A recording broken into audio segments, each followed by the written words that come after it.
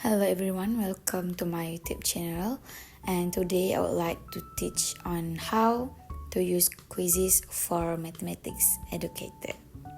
First of all, you are needed to sign in the account. Once you have signed in the account, click on the search button and type what types of questions that you want to teach for today.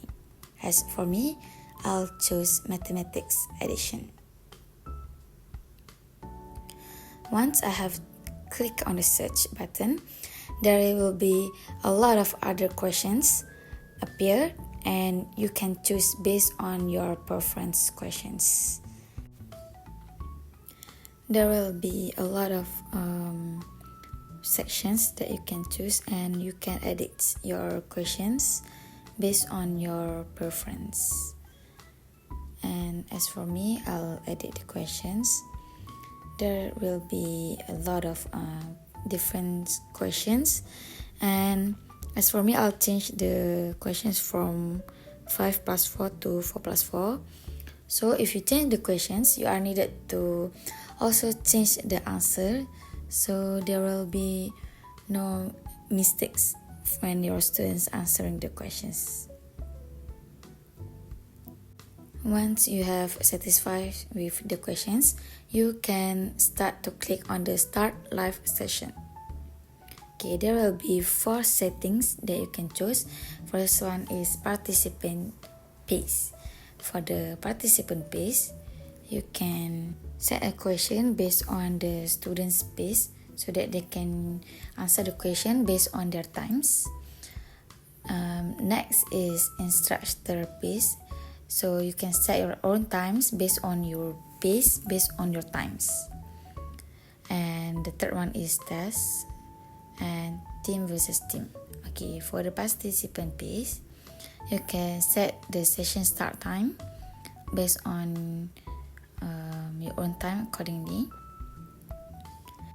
And you can choose to require the participant search question, and you can search for all the description that you want for your quizzes and for your students to participate.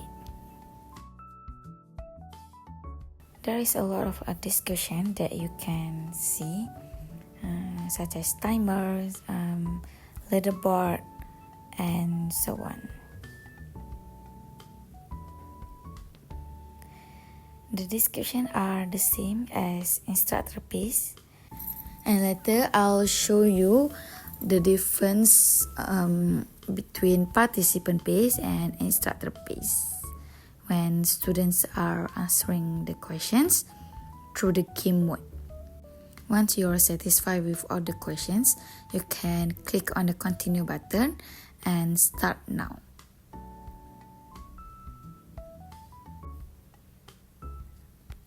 Okay, there is a code that you can share with your students, or you can also share the links for the students to participate in the questions. Once all the students have joined the code, you can click on the start button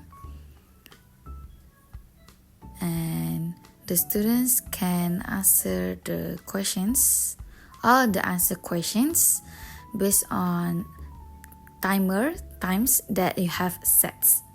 So as you can see here, you can see the leaderboard for the number of students that have answered all the questions and how many questions that have been answered, either true or false.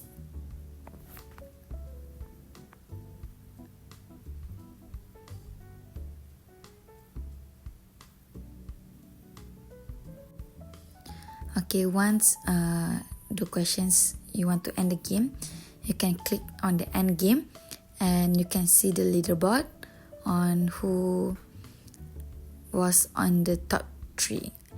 Next is the instructor pace. For the instructor pace, you can click on the continue and start now. So the same as before, the students can click on the referral code given or you can share the links to the group class, and you can click on the start button to start the game. Okay, different from the participant page, the students are needed to answer the questions during the class time, and there is also a timer for each questions. As the instructor, you have the ability to stop the timer, or you can also delete the timer if you want to.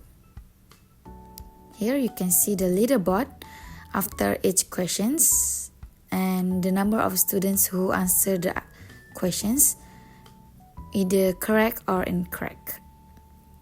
For next, you can click on the next button questions.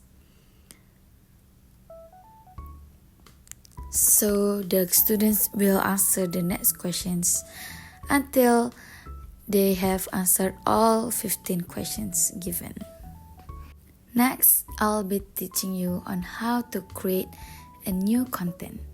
First, you click on the create new content, and you can either choose from quiz, lesson, course, or create quiz using AI.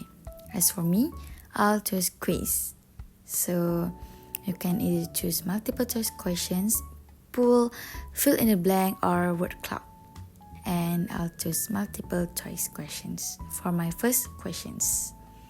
So you can type your questions and alongside with the answers sheet. And a reminder, don't forget to tick on the answers. Once you have ticked on the answers given, you can either add or choose between single correct answer or multiple correct answer. If you are satisfied with this question, you can either add answer explanations to explain your questions and save your questions. Then you can add new questions, and for now I'll choose the poll questions. For the poll questions, that in here there is no right or wrong answers for the questions, so you can monitor the students' answers. As same as before, you can click on the save questions button, and you can check your own question by clicking on the preview button. So here you can see your questions. Once you're satisfied with the questions you create, you can click on the publish button and rename the questions based on your preference. Furthermore, you can also choose the language that you want and click on the publish button. So I think that's all. Thank you for watching and see you in next video.